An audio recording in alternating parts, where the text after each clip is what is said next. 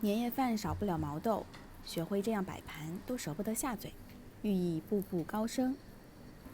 将毛豆清洗干净，剪去一头，这样更方便入味。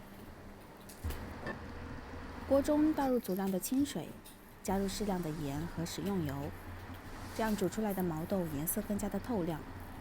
水开之后，加入几粒大蒜头，将毛豆倒入锅中，用勺子轻轻推散，大火煮开。煮开的毛豆放入冰水中过一下，这样颜色会更加的翠绿。准备一个平底的盘子，将毛豆一层层的错开叠放上去。